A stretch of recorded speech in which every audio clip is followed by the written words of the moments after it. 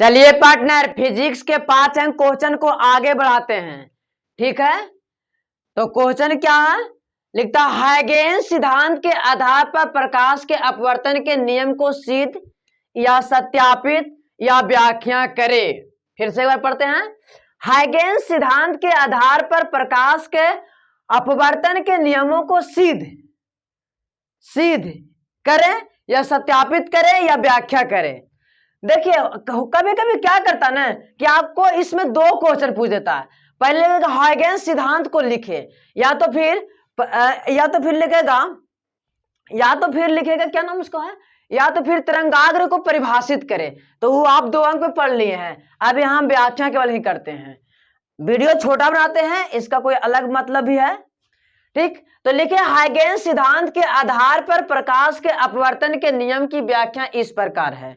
यदि व्याख्या है तो व्याख्या लिखिए, सीधे तो सीधे है, सत्यापित तो सत्यापित लिखे। तो सबसे पहले हम लोग फिगर ड्राइंग करेंगे। ठीक है, एक पारते हैं पृथककारी पृष्ठ। कौन सा पृष्ठ? पृथककारी पृष्ठ। ओके, अब पृथककारी पृष्ठ को नाम देते हैं एम और एन।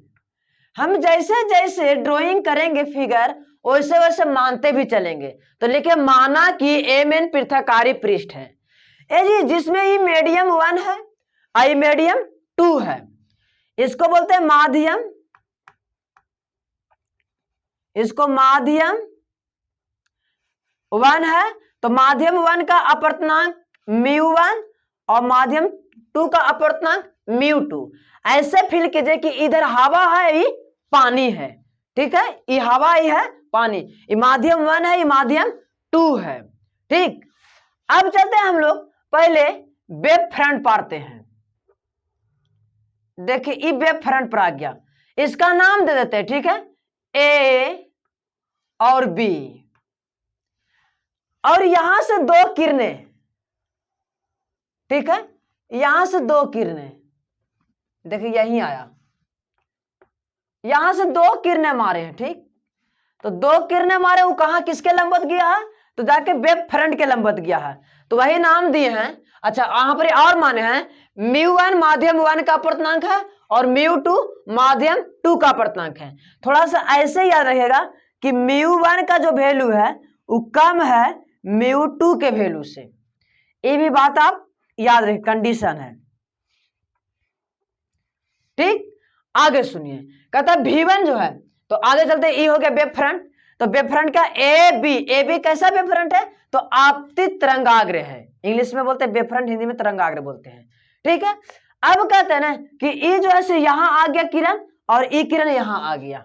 ठीक, अब इसको बढ़ाते हैं यहां, हाँ, इसको कितना, तो V1 टी टाइम में यहां बढ़ गया। ठीक, V1 वेग से, तो ये तो रुकल तो नहीं रहेगा, तो ये भी पानी में चलेगा। तो पानी में चलेगा, लेकिन थोड़ा सा रेंजवा कम जाएगा इसका। ठीक, तो रेंजवा देखिए कम गया, तो इसको हम लोग बोलेंगे V2T। इसलिए 2 बोले ना कि पानी में चाल कम होता है और हवा में चाल ज्यादा होता है, तो अलग अलग वेग मानना पड़ा। तो वही लिखे हैं, V1 जो है माध्यम 1 में प्रकाश की चाल, और V2 जो है माध्यम 2 में प्रकाश की चाल। ठीक, तो अब यहां भी वेव फ्रंट पाएंगे। देखिए यहां पढ़ दे वेव फ्रंट, तो इसको बी नाम है तो इसको बी डैश दे दीजिए, और इसको ए नाम है तो इसको ए डैश दे दीजिए। यहां तक आपको समझ? अच्छा, ये जो है आपतित प्रकाश की किरण तरंगाग्र के साथ 90 डिग्री कोण बनाता है, तो यहाँ 90 और यहाँ भी 90 डिग्री कोण बनाता है। ठीक, अब अभिलंब करते हैं। देखिए यहां अभिलंब, ठीक है, उसी प्रकार से यहां भी अभिलंब। ठीक है, तो अब पूछते हैं कि यहां कौन सा कोण बनेगा? तो यहां आई बनेगा। ठीक है, यहां आई बनेगा, है ना। जब ये आई बन गया तो ई क्या बनेगा? आर बनेगा। तो आपसे पूछते हैं कि ई कितना बनेगा? जब ये आर बन गया है तो ई जो है लंबवत है, ये इस प्रकार से, ये इस प्रकार से, इस प्रकार से, तो होना चाहिए 90। तो यहां कितना हो जाएगा? अब 90 माइनस आर। चलिए याद रहेगा आपको। उसी प्रकार से आपसे पूछते हैं कि ई क्या बनेगा यहाँ? तो ई आई बनेगा।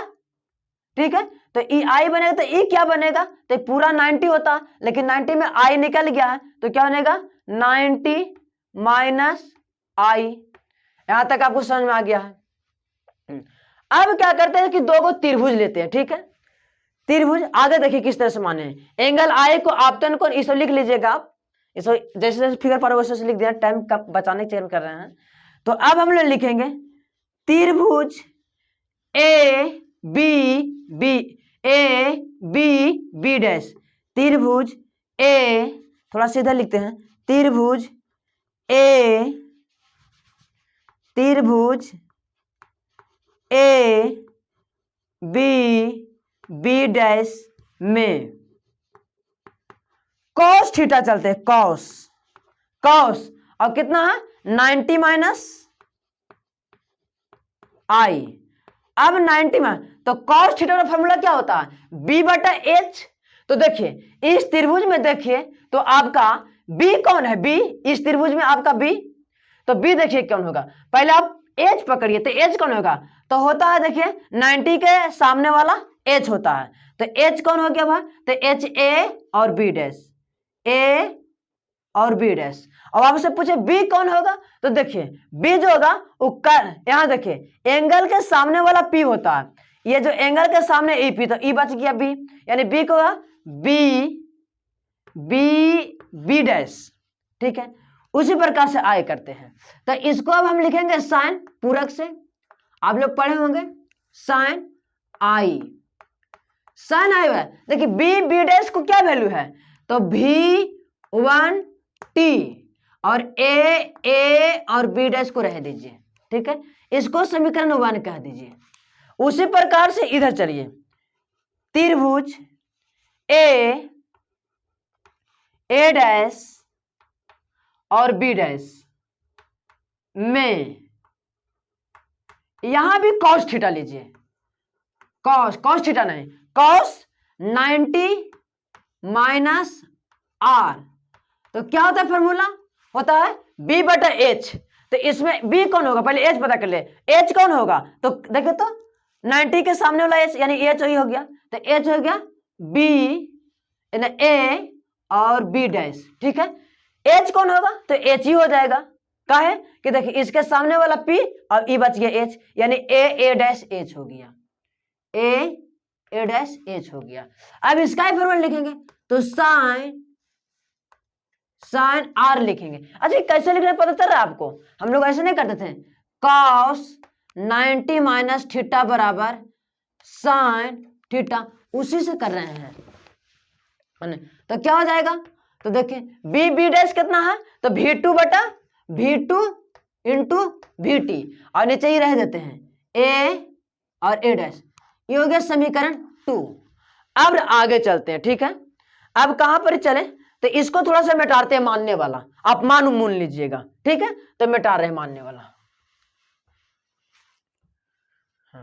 अब ध्यान से देखिए, तो समीकरण 1 से समीकरण 2 में भागा देते हैं,